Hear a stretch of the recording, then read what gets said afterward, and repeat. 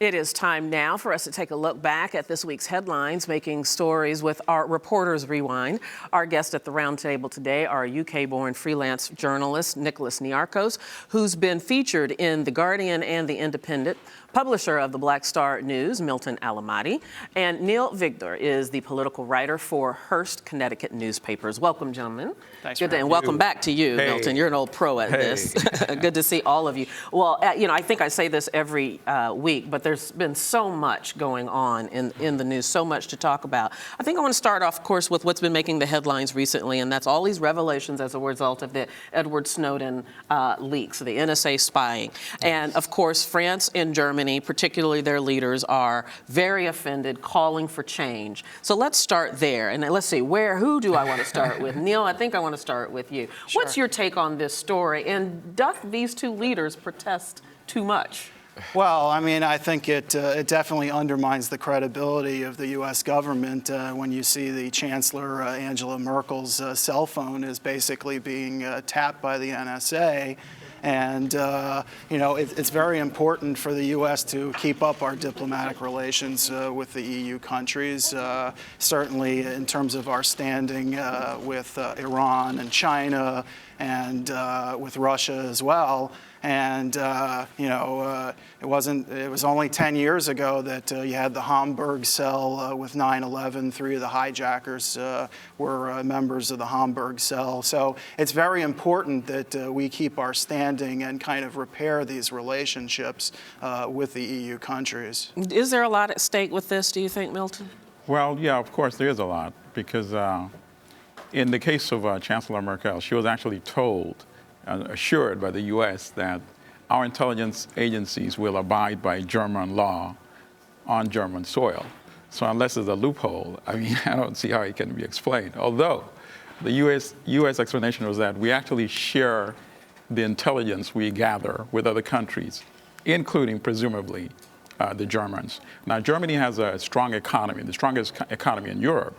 So I think their response and reaction is probably going to be a little more vigorous compared to France. Mm-hmm. Your thoughts, Nicholas? Well, I think that it's obviously a very interesting time for the relationships between the United States and European countries. But, some UK politicians were making arguments on Twitter yesterday to the effect that it's okay if the state spies on me, I don't have a problem if the state spies on me. And I would say that they're really misstating the argument. They're not phrasing it in terms of what would be happening if you were spied on by the Islamic Republic of Iran, for example. And I think that government spying is something that really worries people and sort of creates fear, mistrust, as we've said. But it's also something that has become incredibly significant, as you say. Yeah, indeed. And I also thought, and none of you mentioned this, but Susan Rice's response was very interesting. Do you remember what she said? She said that we are not, nor will we, spy on Angela Merkel with, leaving out what had been happening in the past. That was I think, a whole lot of spinning's going on there. Can I add something quickly? Sure. The president, I remember when he traveled to Africa in the summer, and he was asked, he was in Tanzania, and he said, well, essentially what he said was that, what's the use of having intelligence agencies if they don't gather intelligence? Yeah, very interesting point. I want to turn the corner. I'm not saying I endorse it, but that's what he said. I think that's a question, and I think that for young people especially who use the internet and they're aware of what they're putting out onto the internet, I don't think this idea that people put so much onto Facebook, they put so much onto Twitter, so why should they care if their phone metadata is tracked? I think that it really changes the way that people see their government. They're seeing this intrusive government, they're seeing intrusive action, and I think that's very worrying.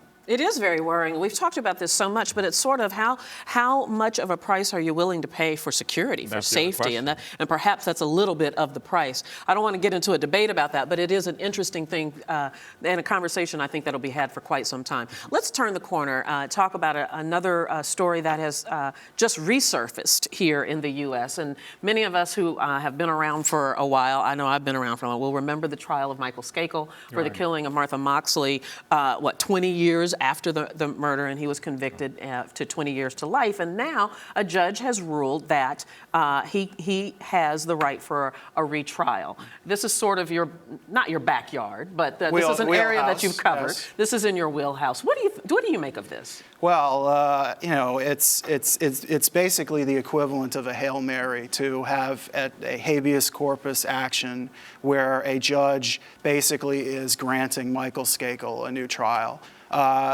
Most cases of habeas action are based upon DNA evidence. New DNA evidence has come to light.